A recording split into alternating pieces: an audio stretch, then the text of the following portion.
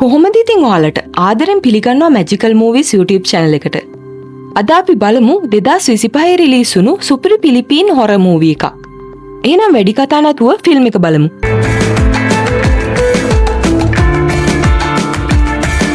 Film එක පටන් ගද්දිම පෙන්නනවා චිත්‍ර කීපයක්. ඊට පස්සේ කැපිච්ච අතක් විසික් වෙලා එනවා. ඒත් එක්කම පෙන්නනවා බෑග් එකක් පිරෙන්න අත් ගොඩක් තියෙනවා වගේම ඒකේ මැරිච්ච සර්පයෙකුත් ඉන්නවා. ඊට පස්සේ පෙන්නනවා ගෙයක්. ඒ ගෙදර බිම මිනිස්සෙක් මැරිලා ඉන්නවා. එතන ගෑල් ළමෙක් ඉන්නවා. එයාගේ නම ඉසා. එයා පොඩි පිරිමි ළමෙක් එක්ක ඉන්නේ. එයාගේ මල්ලි ටෝමස්. මෙයා ටෝමස්ට කියනවා අපි මෙහෙන් යන්න ඕනි කියලා. ටෝමස් අහනවා ඇයි ඔයා එහෙම කළේ කියලා. ඉසා කියනවා මට එහෙම කරන්න වුණා. දැන් එයාට තවත් අපිව රිද්දන්න බැහැ කියලා ඉසා අඬනවා. ඉසා සිංක් එක ළඟට ගිහින් බය වෙලා කල්පනා කර කර ඉන්නකොට කණ්ණාඩියෙන් පිටිපස්සේ තාත්තා ඉන්නවා වගේ දකිනවා. ඒත් මෙයා හැරිලා බලද්දි කවුරුත් එතන නැහැ. අනිත් දවසේ ඉසා මල්ලිවත් අරගෙන කාර් එකෙන් ගෙදරින් යනවා. ටෝමස් අහනවා ඇයි අපි කැලේ පැත්තට යන්නේ කියලා. ඉසා කියනවා අපේ අම්මා මැරෙන්න කලින් කිව්වා. එයා තාත්තා රිද්දද්දි මේ විදිහට පැනලා යන්නේ හීන මැව්වා කියලා. ඒත් ටෝමස් කියනවා ඔයා කිව්වේ ආච්චි ගාවට යනවා කියලානේ කියලා. හැබැයි ඉසා ඒක කරන්න බැහැ කිව්වම ටෝමස්ට තරහ ගිහින් බනිනවා. මම මෝඩ නැහැ. ඔයා මිනී මරුවේ. ඔයා ඇයි එහෙම කළේ කියලා. ඉසා කාර් එක නවත්තලා ටෝමස්ට තේරුම් කරලා දෙන්න උත්සාහ කරනවා. එයාට ඒ දේ කරන්න උනා කියලා. ඒත් ටෝමස් කියන දේ අහන්නේ නැතුව කාර් එකෙන් බැහැලා කැලේ පැත්තට දුවනවා. ඉසා ටෝමස්ව හොයාගෙන කැලේ පැත්තට යනවා. දැන් රෑ වෙලා. ඉසා ඒත් ටෝමස්ව හොයනවා. මේ වෙලාවේ මෙයා දකිනවා තට්ටේ තියෙන කාන්තාවක් බෑග් එකක් ඇදගෙන යනවා. එයා ගස් අතරින් ගිහින් එක ගහක් ගාවදී අතුරුදහන් වෙනවා. ටික වෙලාවකින් ඉසාට ශබ්දයක් ඇහිලා එයා හැරිලා බලද්දිම ඒ තට්ටේ තියෙන කාන්තාව මෙයාගේ පැත්තට දුවගෙන එනවා. ඉසා බය වෙලා කෑ ගහනවත් එක්කම ඉසාව වැටිලා සිහිය නැති වෙනවා. ඒත් එක්කම ඉසා හීනෙන් වගේ දකිනවා කොරිඩෝ එකක් චිත්‍ර කිහිපයක් වගේම මුළු ඇඟේම රෙද්දක් පොරවගත්ත කෙනෙක් ඇඳක දිගා වෙලා ඉන්නවා. ටිකකින් ඉසාට සිහිය එනවා. ඉසා වටපිට බලනකොට දකිනවා ඈතින් එළියක් තියෙනවා. මෙයා ඒ පැත්තට යනවා. ඉසා දකිනවා ලොකු බිල්ඩින් එකක්. දොරත් ඇරලා තියෙන නිසා ඉසා ඇතුළට යනවා. ඇතුළට ගිය ගමන් ඉසා දකිනවා ලොකු චිත්‍රයක්. ඒ චිත්‍රේ තියෙන්නේ සිස්ටර්ස්ලා ළමයි එක සෙල්ලම් කරනවා. ඉසා මේක දිහා බලාගෙන ඉන්නකොට පොඩි ළමෙක් මෙතනින් යනවා දැකලා ඒ ටෝමස් කියලා හිතලා ඉසා එයාගේ පස්සෙන් යනවා. ඒ ළමයාගේ පස්සෙන් උඩ තට්ටුවට ගිහින් බැලුවම මෙයා තවත් චිත්‍රයක් දකිනවා. ඒ චිත්‍රේ කාන්තාවක් ඉන්නේ. මෙයා ඒක දිහා බලාගෙන ඉන්නකොට යාඥා කරනවා වගේ ශබ්දයක් ඇහෙන නිසා ඒ පැත්තට යනවා. හැබැයි ඉසා එකපාරටම පිටිපස්ස හැරලා බලපු ගමන් දකිනවා අමුතු විදිහේ මිනිස්සෙක්. ඉසා බය වෙලා ඒ මිනිස්සයවත් තල්ලු කරගෙන පල්ලෙහාට දුවනවා. ඒත් සිස්ටර්ස්ලා ටිකක් මෙයාව වට කරගන්නවා. ඒ සිස්ටර් කෙනෙක් මෙයාට කියනවා ඔයා සංසුන් වෙන්න. ගේබ්‍රියල්ට සමාව දෙන්න. එයා ඔයාව හිතලා බය කරේ නෑ කියලා. ඉසා කියනවා මට උදව්වක් ඕනි කරා. දොර ඇරලා තිබුණ නිසා ආවේ කියලා. සිස්ටර් මෙයාට කියනවා මේක අනාථ නිවාසයක්. සාමාන්‍යයෙන් අමුත් වෙනවා අඩුයි. අපිට අමතක වෙලා දොර ඇරලා තියන්නේ නැති කියලා. මේ සිස්ටර්ස්ලා ඉසාගෙන් ප්‍රශ්න අහනවා. ඔයා කවුද? ඇයි ඔයාට තුවාල වෙලා තියන්නේ කියලා. ඉසා එයාව හඳුන්වලා දීලා කියනවා එයා එයාගේ සහෝදරයව හොයන් ආවේ කියලා. ඉසා අහනවා මේක අනාථ නිවාසයක් නම් කොහොම මේක ඇතුළේ ඉන්න ළමයි කියලා. ඊට පස්සේ මේ සිස්ටර් කෙනෙක් ඉසාව අරගෙන යනවා එක කාමරයකට. එතන ටෝමස් ඉන්නවා. සිස්ටර් කියනවා මෙයා කැලේ අතරමං වෙලා හිටියේ. මෙයත් එක්ක කතා කරන්න කියලා. ඒ ගමන්ම කියනවා මේ ළඟ නවතින්න තැනක් නැහැ. අද මෙහෙ නතර වෙන්න කියලා එයා එතනින් යනවා. ඉසා ටෝමස්ව නිදි කරන ගමන් මේ කාමරේ ඉන්න අනිත් ළමයි දිහා බලනවා. ටෝමස් කියනවා මම එයාලට මුකුත් කිව්වේ නැහැ කියලා. ඊට පස්සේ සිස්ටර් කෙනෙක් ඉසාට නවතින්න කාමරයක් දෙනවා. මේ කාමරේ තවත් කෙනෙක්ගේ බඩු තියනවා දැකලා ඉසා අහනවා මේ කාමරේ තව කවුරු හරි ඉන්නවද කියලා. ඒත් එයා කියන්නේ කලින් ගෑනු කෙනෙක් හිටියා. කලබලෙන් ගිය නිසා එයා සමහර බඩු තියලා ගියේ. ඔයාට ඕනනම් ඒව පාවිච්චි කරන්න කියනවා. සිස්ටර් පිටත් වුණාට පස්සේ ඉසා දොර වහගන්නවා. ඒ අතරතුර ටෝමස්ට උඩ සීලින් එකෙන් සද්දයක් ඇහෙනවා. ටෝමස්ට නිින්ද යන්නේ නැති නිසා උඩ බලාගෙන ඉන්නකොට දකිනවා උඩ කැඩිලා තියෙනවා. ටෝමස් ඇඳෙන් බැහැලා යාඥා කරන්න ගන්නවා. එයාවයි ඉසාවයි ආරක්ෂා කරන්න. ඉසා කරපු වැරද්දට සමාව දෙන්න කියලා. මේ වෙලාවේ එහා පැත්තෙන් ඉන්න ළමයා නැගිටලා අහනවා ඔයා ඔය මොනවාද කරන්න කියලා. ටෝමස් අහනවා ඇයි ඔයාලා යාඥා කරන්නේ නැද්ද කියලා. ඒ ළමයා අහනවා යාඥා කරනවා කියන්නේ සිස්ටර්ස්ලා කරන විදියද කියලා. ටෝමස් එතකොට කියනවා එහෙම තමයි මම දෙවියොත් එක්ක කතා කරන්නේ. දෙවියන්ගෙන් උදව් ඉල්ලන්නේ. දෙවියන්ට ස්තුති කරන්න කියලා. ඒ ළමයා තෝමස්ට කියනවා ඔයා හිතනවා වැඩි. අපි ඉන්නේ අනාථ නිවාසෙක. මෙතන අපි ආරක්ෂිතයි. සමහර ළමයි හරි වාසනාවන්තයි. එයාලම හොඳ පවුල් වලින් හදාගන්න නිසා. මෙතනදි තවත් ළමෙක් නින්දට බාධායි කියලා කිව්වම මේ දෙන්නම නිදා ගන්නවා. ඒත් එක්කම සිවිලි මූඩේ ඉඳන් යක්ෂ හැඩරුවක් තියෙන කෙනෙක් තෝමස් දිහා බලාගෙන ඉන්නවා. අනිත් කාමරේ නිදාගෙන ඉන්න ඉසාට නිින්ද යන්නේ නැහැ. මෙයාට මේ වෙලාවේ සිස්ටර්ස්ලා කතා කරන සද්දයක් ඇහෙනවා. එයාලා කලබලෙන් යම්කිසි දෙයක් ගැන කතා කළත් ඉසාට කිසි දෙයක් තේරෙන්නේ නැහැ. මේ අතරතුර ඉසාගේ ගෙදරට පොලිසියෙන් එනවා. තාත්තගේ මරණය ගැන පරීක්ෂණ කරන්න.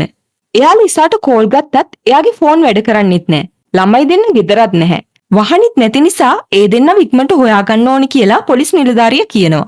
ඊට පස්සේ පෙන්වන්නේ උදේ අනාථ නිවාසී ළමයි ටික කෑම කනවා. මෙතනට සිස්ටර් මාගා ඇවිත් ළමයින්ට ඉසාවයි තෝමස්වයි හඳුන්වලා දෙනවා. මෙයාලා දෙන්න ටික දවසක් අපිත් එක්ක ඉඳී කියලා කියනවා. මෙතනදී සිස්ටර් මාගා ඉසත් එක්ක කතා කරනකොට කියනවා අපේ බජට් එක අනුව සාමාන්‍ය කෑමක් තමයි දෙන්න පුළුවන් කියලා. ඉසා අහනවා එතකොට ඔයාලට චර්ච් එකෙන් දෙන සල්ලි මදිද කියලා. ඒත් සිස්ටර් කියන්නේ අපි කිසිම චර්ච් එකකින් සල්ලි ගන්නෙ නෑ. අපිට කැමැත්තෙන් උදව් කරන අයයි අපිට ලැබෙන ඩොනේෂන්ස් වලිනුයි තමයි මේක කරගෙන යන්නේ කියලා. මේ වෙලාවේ ප්‍රින්සිප් කියලා තවත් ළමෙක් තෝමස්ට විහිළු කරනවා. සිස්ටර් මාගා ඒක නවත්තනවා. මෙතනදී සිස්ටර් මාගා තවත් දෙයක් කියනවා. ඒ මෙහි ඉන්නේ සිස්ටර්ස්ලා 8 දෙනෙක් කියලා. ඉසා එළියට ගිහිල්ලා සිස්ටර් මාගා එක්ක කතා කරනවා. ඉසා අහනවා එයාලට ටික දවසක් මේ ඉන්න පුළුවන්ද කියලා. සිස්ටර් මාගාත් ඒකට කැමති වෙනවා. එයා කියනවා අපි හැමෝම නගර ජීවිතේ අතෑරලා මෙහෙට ඇවිත් ඉන්නේ අපිට අලුත් ආරම්භයකට යන්න සැනසීම ලැබුණ නිසා කියලා. ඉසා මෙතනදී කියනවා මට තෝමස්ව අතාරින්න බෑ. හැබැයි මට යාව තවදුරටත් බලා ගන්නත් බැරි වෙයි. ඒ නිසා ඔයාලට යාව බලා ගන්න පුළුවන්ද කියලා. සිස්ටර් මාගා එකට කැමති වෙනවා. ඊට පස්සේ තවත් සිස්ටර් කෙනෙක් ඉසාට අනාථ නිවාසෙ පෙන්නනවා. මෙතනදී මෙයා ගේබ්‍රියල්ව දකිනවා. එයා තමයි මෙතන උදව්වට ඉන්න ළමයා. මේ වෙලාවේ ඉසා මෙතන තියෙන කාමරයක් පෙන්නලා මේ කාමරේ කාගේද කියලා අහනවා. සිස්ටර් කියනවා ඒ මද මිරසෝල්ගේ කාමරේ. එයා තමයි මෙහි ඉන්න වැඩිමල්ම කෙනා. එයා කාමරේට වෙලා ඉන්නේ. අපි යාට කරදර කරන්නේ නැහැ. කවුන්සිල් මීටින් එකකදී විතරයි එයාව කැඳවන්නේ කියලා කියනවා. සිස්ටර් ඉසාට කියනවා ඔයාට ඒ කාමරේට යන්න අවසර නැහැ කියලා. ඉසා අහනවා එතකොට මෙහි 9 දෙනෙක් ඉන්නවද? සිස්ටර් මාගා කිව්වේ 8යි කියලානේ කියලා. ඒ සිස්ටර් ඉසා අහන ප්‍රශ්නෙට උත්තර දී ගන්න බැරුව ඉන්නකොට මෙතනට තවත් සිස්ටර් කෙනෙක් ඇවිත් සිස්ටර් මාගාගේ ඔෆිස් එක සුද්ධ කරන්න කියලා ඉසාට කියනවා. ඒත් එක්කම පෙන්නනවා එළිය ළමයෙක් ඉන්න තෝමස්ට ප්‍රින්සිප් වෙස්මූණක් දීලා ඒක දාගෙන මද මිරසෝල් වගේ හැසිරෙන්න කියලා කියනවා. තෝමස් අහනවා ඒ කවුද කියලා. ප්‍රින්සිප් කියනවා ඒ තමයි මේ අනාථ නිවාසී සැරිසරන රාක්ෂයා. එයා ළමයිව රෑ කෑමට ගන්න ඇවිදිනවා කියනවා. තෝමස් මේ මාස්ක් එක දාගන්න බෑ කියලා කියනකොට ප්‍රින්සිප් මේ මාස්ක් එක දාගෙන කියනවා මද මිරසෝල් එනවා කියලා. එයා ඕගොල්ලන්ව කාලා ඇටකට සූප්පු කරලා දායි කියනවා. ඊට පස්සේ මේ ළමයි තෝමස්ට තව ටිකක් කරදර කළා එතනින් යනවා. අර රෑ ඇඳ ළඟදී කතා කරපු නයිලෝ කියන ළමයා මෙයා බය වෙලා ඉන්න නිසා මෙයාව සංසුන් කරනවා. මේ වෙලාවේ ඉසා සිස්ටර් මාගාගේ ඔෆිස් එක අස් කරන ගමන් එතන තියෙන දේවල් බලනවා. මෙයා මෙතන තියෙන තුවක්කුවක් අල්ලන්න හදනකොටම සිස්ටර් මාගා ඇවිත් කියනවා ඒක තියෙන්නේ අපිට මෙතන ආරක්ෂා කරගන්න කියලා. ඉසා සිස්ටර්ත් එක්ක සුහඳව කතා කරත් දැන් සිස්ටර් කලින් විදිහට නෙමෙයි හැසිරෙන්නේ. සිස්ටර් මෙතනින් ගිය ගමන් රේඩියෝ එකේ ඉසාගේ මිනිමැරුම ගැන නිවුස් එකක් යනවා ඇහිලා ඉසා ඉක්මනට රේඩියෝ එක වහනවා. ඊට පස්සේ ආයෙත් ළමයි ටික පෙන්නනවා. නානකොට ප්‍රින්සිප් තෝමස්ට කරදර කරනවා. තෝමස්ගේ යාළුවා තෝමස්ව බේර ගන්න හදනවා. හැබැයි ප්‍රින්සිප් තෝමස්ට දිගටම විහිළු කරනවා. ඒත් මෙතනට සිස්ටර් කෙනෙක් එන නිසා ප්‍රින්සිප් මෙතනින් යනවා. ඉසා රෑ වෙලා තෝමස් ගාවට ගිහින් අහනවා ඔයා අපේ රහස කාට හරි කිව්වද කියලා. ඒත් තෝමස් ඒකට උත්තර නොදී මෙහි ඉන්න කැමති නැහැ කියලා තමයි ඉසාට කියන්නේ. ඉසා කියනවා අපි මෙහි ආරක්ෂිතයි. මම මේ හැම දෙයක්ම හරි ගස්සන්නම් කියලා. ඉසා ටිකකින් එයාගේ කාමරයට ගිහින් නිදා ගන්න හදනවා. හැබැයි ඉසාට පේනවා එයාගේ තාත්තගේ අවතාරේ ඇඳට හිමීට නැගලා එකපාරට මෙයා ගාවට එනවා. එතකොටම මෙයා බය වෙලා නැගිටිනවා. ඉසා හීනයක් දැක්කේ කියලා තේරුම් අරගෙන ආයෙත් නිදා ගන්නවා. උදේ ළමයිව පොලිමට අරගෙන යද්දි තෝමස් අර චිත්‍ර දිහා බලලා අර මද මිරසෝල්ගේ කාමරේ පැත්තේ තියෙන තවත් කාමරයක් දිහා එබිලා බලද්දි දකිනවා සිස්ටර් කෙනෙක් අමුතු විදියට හැසිරෙනවා. තෝමස් දකිනවා මේ සිස්ටර්ගේ කොණ්ඩේ නැහැ කියලා. හැබැයි මෙතනට සිස්ටර් මාගා ඇවිත් තෝමස් දිහා නපුරු විදියට බලාගෙන ඉන්නවා. මේ වෙලාවේ ඉසා තෝමස්ව හොයනවා. ඒත් එක්කම පෙන්නනවා සිස්ටර් මාගා තෝමස්ගේ කොණ්ඩේ කපනවා. ඉසාට සිස්ටමාගා කියනවා මේ ටික අස් කරලා දාන්න කියලා. ඉසා මේ කොණ්ඩෙකෙස් ටික අස් කරලා අරගෙන යද්දී එයාට එක කාමරයකින් අමුතු ශබ්දයක් ඇහෙනවා. ඉසා ඒ පැත්තට යද්දී එයාට තවත් ලොකු ශබ්දයක් ඇහෙනවා. ඉතින් ඉසා ඒ පැත්තට දුවලා ගිහින් බැලුවම දකිනවා සිස්ටර් කෙනෙක්ගේ අතින් පිළිමයක් බිඳිලා තියෙනවා. ඒක බිඳිලා තියෙන්නේ සිස්ටර් ට්‍රයිනින්ගේ අතින්. සිස්ටර් හෙලේන අණ කරනවා ඒ කැඩිච්ච පිළිමේ උඩින් සිස්ටර් ට්‍රයිනින්ට ඇවිදින්න කියලා. සිස්ටර් ට්‍රයිනින් ඒ අණ පිළිපදිනවා. එයා සිරප්පු ගලවලා අර පිළිමේ කැඩිච්ච කෑලි උඩින් ඇවිදිනවා. ඒ ගමන් මෙයා කියනවා මේ හැම වේදනාවක්ම ඔයා වෙනුවෙන්. මේ හැම දෙයක්ම මම ඔයාටයි පුද කරන්න කියලා. ඉසා දුවලා ඇවිත් නවත්තන්න හදනකොටම සිස්ටර් ට්‍රයිනින් මෙයාට කෑ ගහනවා. සිස්ටර් මාගා කියනවා එයා විඳවන්න ඕනි කියලා. සිස්ටර් ට්‍රයිනින් දිගටම ඇවිදගෙන යන ගමන් වේදනාවෙන් කෑ ගහනවා. රෑ ඉසා බිම තියෙන පිළිමේ කොටස් එකතු කරන ගමන් ලේ පැල්ලම් සුද්ධ කරනකොට සිස්ටර් හෙලේන එතනට ඇවිත් කැඩිච්ච පිළිමේ මුහුණේ කොටසක් අරගෙන කියනවා මෙයා හැම ගැහණියකගෙම වේදනාව පිළිබිඹු කරනවා. එයාට එක එක නම් තියෙනවා. හැබැයි අපි හඳුන්වන්නේ ලිලිත් කියලා. මේ අපේ මව කියලා කියනවා. එයා එක එක විශ්වාස කරන්න බැරි ආගමික කතා ගැන ඉසාට කියලා කියනවා මේ දේවල් විශ්වාස කරන ආගමික භක්තිකයන් ඉන්නවා කියලා. ඒ වගේ තමයි අපිත්. අපි ලිලිත්ගේ කතාව විශ්වාස කරනවා. මේ වෙලාවේ මේ සිස්ටර් ඉසාගේ බෙල්ලේ තියෙන කුරුසි දකිනවා. ඊට පස්සේ පෙන්නනවා ඉසා ලිලිත් ගැන තියෙන පොතක් කියවනවා. මේ අතරතුර සිස්ටර් ට්‍රයිනින්ගේ තුවාල වලට තවත් සිස්ටර් කෙනෙක් මැහුම් දානවා පෙන්නනවා. පොත කියවන නිසා පොත තියෙන ලිලිත්ගේ නම කියවනවත් එක්කම එකපාරට හුළඟක් හමනවා. කර්ටන් එක හෙලවෙනකොට ඉසා දකිනවා බිත්තියේ ඇඳුමක් එල්ලලා තියෙනවා. ඉසාට මේ වෙලාවේ තේරෙනවා එයාට පීරියඩ්ස් හැදිලා කියලා.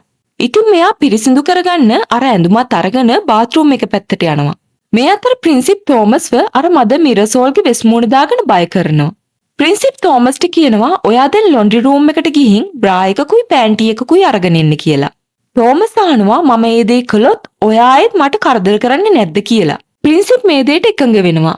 ඉතින් තෝමස් කාමරෙන් එළියට යනවත් එක්කම තෝමස් දකිනවා පිටිපස්සේ දොර වැහෙනවා. ඉසා බාත්රූම් එකට ගිහින් පිරිසිදු වෙලා එන ගමන් බිත්තියේ තියෙන චිත්‍ර දිහා බලාගෙන ඉන්නකොට දකිනවා මේ පින්තූරේ ඇහැක කැමරාවක් වගේ ඩිවයිස් එකක් තියෙනවා. මේ ඩිවයිස් එක හෙලවෙනවා. එතකොටම සිස්ටර් මාග රූම් එකකින් එළියට එනවා. ඉසා ඉක්මනට බාත්රූම් එකට ගිහින් හැංගිලා හිමීට සිස්ටර් මාගගේ පිටිපස්සෙන් යනවා. සිස්ටර් මාග ප්‍රධාන දොර ගාවට ගිහින් ප්‍රධාන දොර අරිනවා. ඉසා හිමීට බලාගෙන ඉන්නවා. මේ අතරතුර තෝමස් ලොන්ඩ්‍රි රූම් එකට ගිහින් යට ඇඳුම් හොයන්න උත්සාහ කරනවා. එයාට පේනවා එහා පැත්තේ කාමරෙන් අද්භූත අතක්. තෝමස් ඉටිපන්දම අල්ලලා බලන්න හදද්දී ඉටිපන්දම එකපාරට නිවෙනවා. ඒත් එක්කම අර අද්භූත අත මෙයාගේ ගාවට හිමීට එනවා. ඉසා හැංගිලා සිස්ටර් මාග මොනවද කරන්න කියලා බලාගෙන ඉන්නවා. ඉසා දකිනවා එතනට මිනිස්සෙක් ඇවිල්ලා බාස්කට් එකක් තියෙනවා.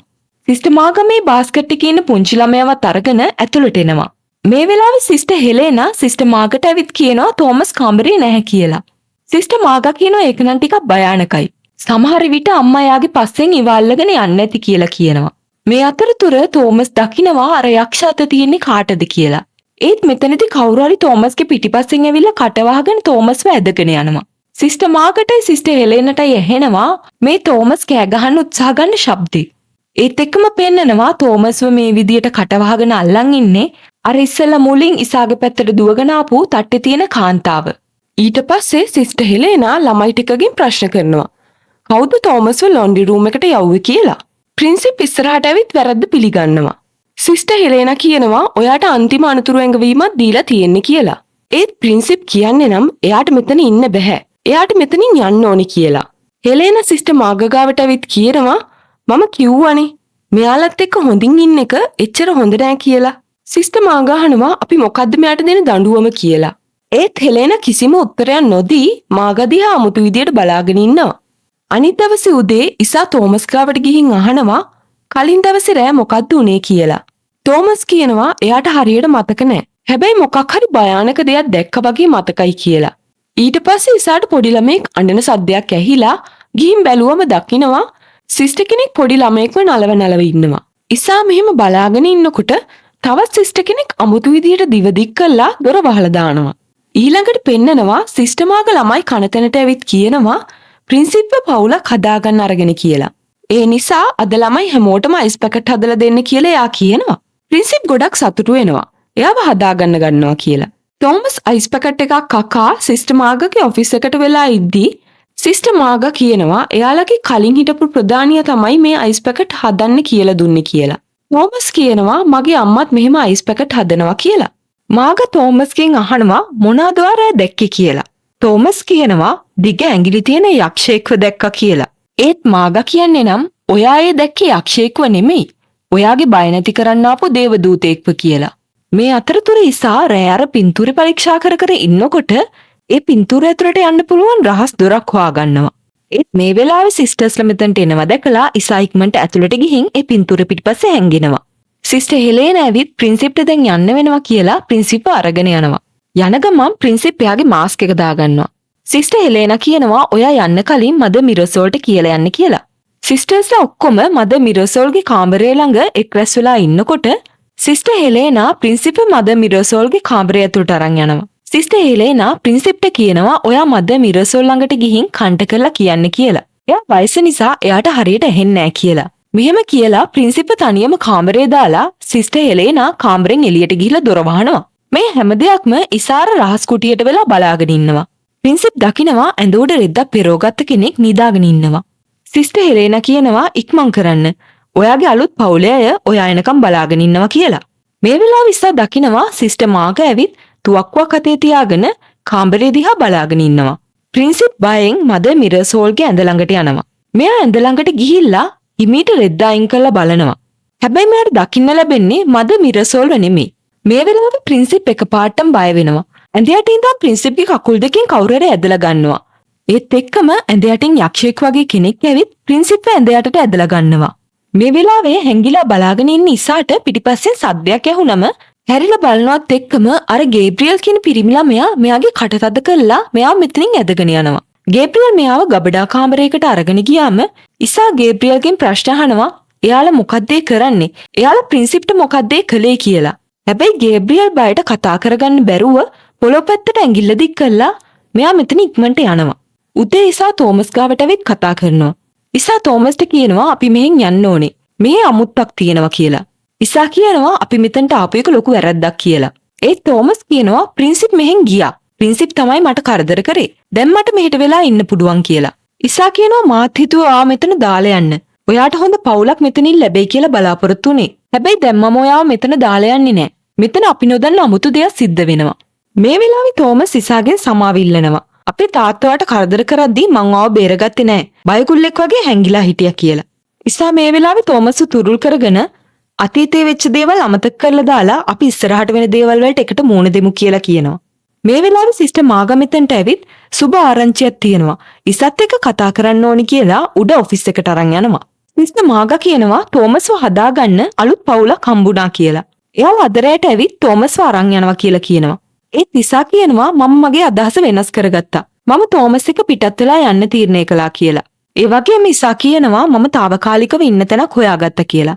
ඒත් සිස්ටර් මාගා කියනවා ඔයා බොරු කියන්නේ. ඔයා හිතනවට වඩා මම ඔයාගෙන දන්නවා කියලා සිස්ටර් මාගා පෙට්ටියක් ඇතුලේ තියෙන පින්තූරයක් අරගෙන ඉසාගේ අතට දෙනවා. ඉසා ඒ පින්තූරය අරගෙන බැලුවම දකිනවා ඒ පින්තූරයාගේ අම්මා ඉන්නවා. සිස්ටර් මාගා කියනවා එස්ට කියන්නේ අපේ හිටපු ප්‍රධාන නිලධාරිනියක් කියලා.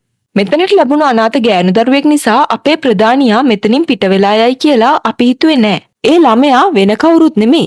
ඒ ඔයා තමයි කියලා සිස්ටර් මාගා ඉසාට කියනවා. සිස්ටර් මාගා අහනවා ඔයාගේ නමේ තේරුම ඔයා දන්නවද කියලා.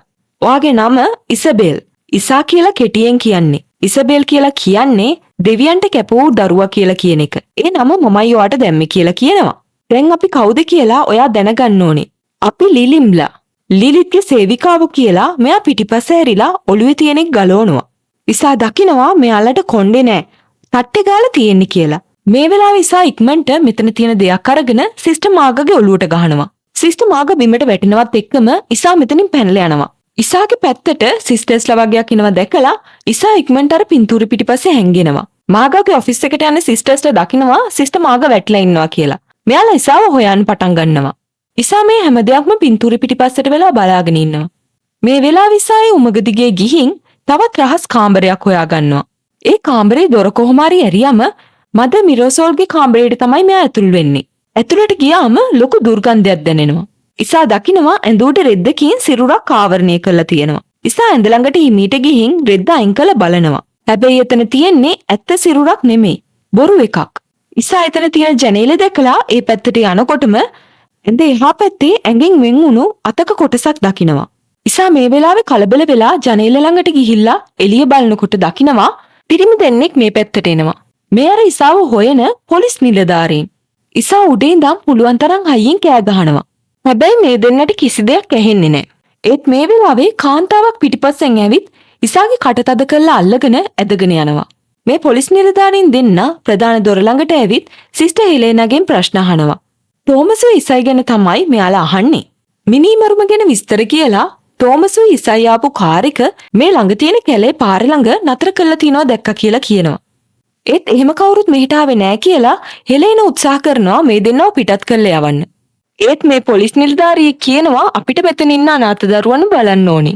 අපිට ඇතුළට ඇවිත් පොඩ්ඩක් පරීක්ෂා කරන්න ඕනි කියලා සිස්ටර් හෙලේනාගෙන් අවසර ගන්නවා. මේ පොලිස් නිලධාරියා ඇතුළට ගිහින් ළමයි දිහා බැලුවම දකිනවා වෙස් මූණක් දාගෙන ඉන්න ළමෙක්. මේ ඉන්නේ තෝමස් කියලා පොලිස් නිලධාරියා අඳුර ගන්නවා.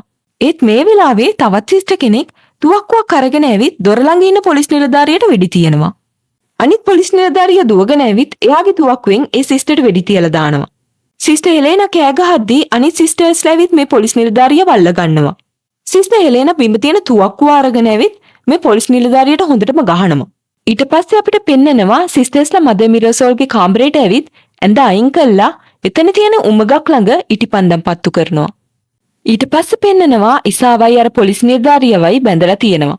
ඉසා මෙතනදී පොලිස් නිලධාරියට කියනවා කොහොම හරි තෝමස්ව බේරගන්න කියලා.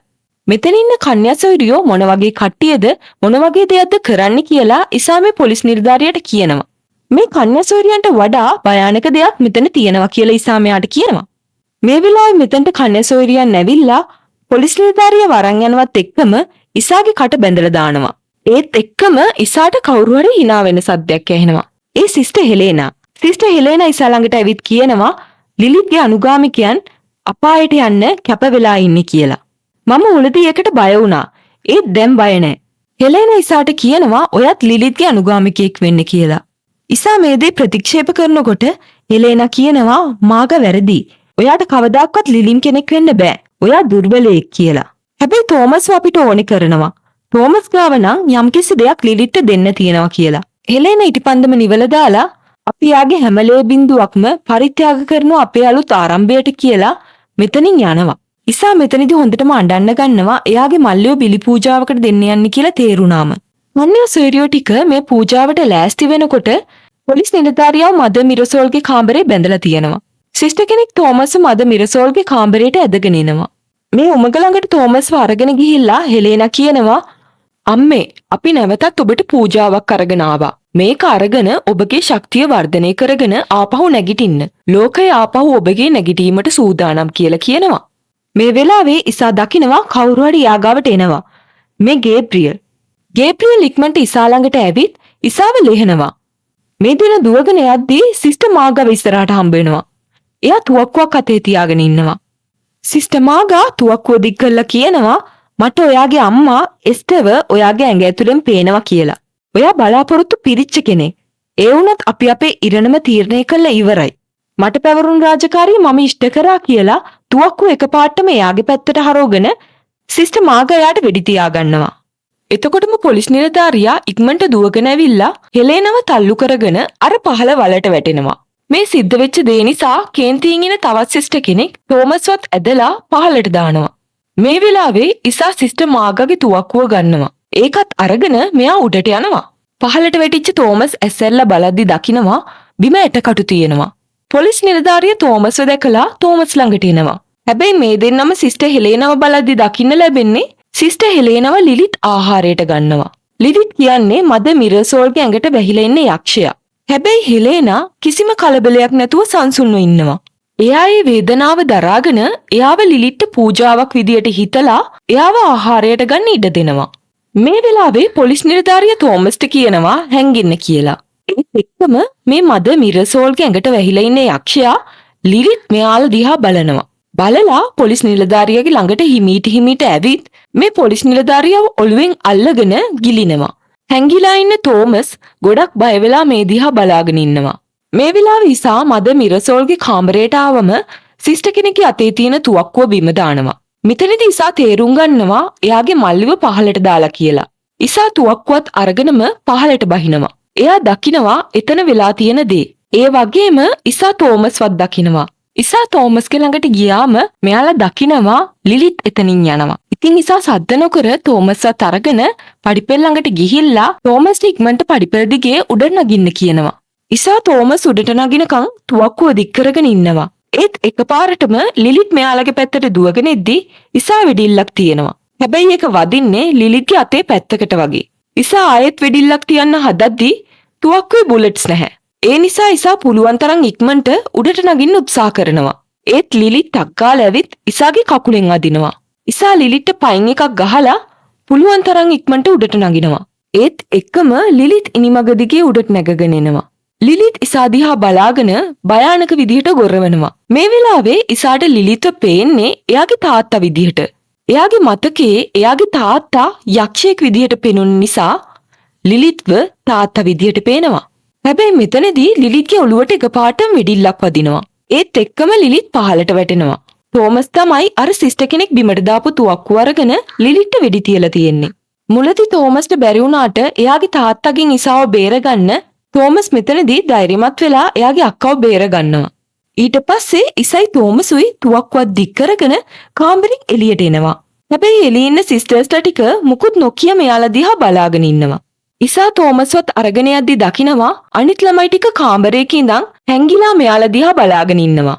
ඒත් ඉසා තෝමස් පල්ලෙහාට අරගෙන යද්දි තෝමස් කියනවා එයාගේ යාළුවවයි අනිත් ළමයිවයි බේරගමු කියලා. ඉසා තෝමස්ට මෙතනට වෙලා ඉන්න කියලා එයා යනවා අනිත් ළමයිව බේරගන්න. පහළ ඉන්න තෝමස් දකිනවා සිස්ටර් මාගගේ සිරුර බිම තියෙනවා. මේ දිහා බලාගෙන ඉදි තෝමස්ට ඇහෙනවා කවුරු හරි යාගේ නම කියනවා වගේ.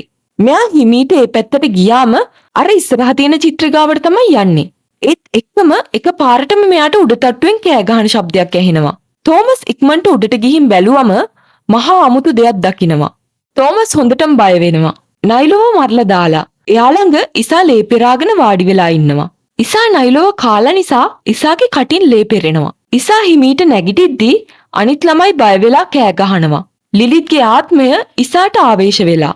තෝමස් කෑ ගහගෙන එළියටම දුවගෙන යනවා. තෝමස් දුවගෙන යද්දී අපිට පෙන්නනවා අර පල්ලෙහා චිත්‍රේ කන්‍යා සොයුරියන් ළමයි එක සෙල්ලම් කරන තැන උඩ මැද එක තැනක ඉසාගේ පින්තූරය වගේ තියෙනවා. දැන් මේ පින්තූරේ ඉසා ඉන්නවා. මෙතන කට්ටියව බලාගන්න ප්‍රධානියා විදිහට. එතකොටම පෙන්නනවා එක කන්‍යා සොයුරියක් ඇවිල්ලා දන ගහගෙන අර ගෙනාපු පොඩි ළමයාව ඉසාට දික් කරනවා. ඉසා සතුටෙන් අමුතු විදියට hina වෙන ගමන් කටින් ලේ පෙරෙනවා. හරියට එයාට ආහාරයක් පිරිනැමුවා වගේ. මේ විදිහට තමයි මේ කතාව ඉවර වෙන්නේ. ඉසාගේ ඉරණම මේ විදිහට වෙනස් වෙනවා. මේ අනාථ නිවාසේ ළමයි කනේ අක්ෂයා ලිලිත් විදිහට ඉසා වෙනස් වෙනවා. ඔයාලට තවත් ලස්සන මූවිස් බලන්න ඕන නම් දිගටම මාත් එක්ක රැඳී ඉන්න කියලා ආරාධනා කරන ගමන් සුබ දවසක්.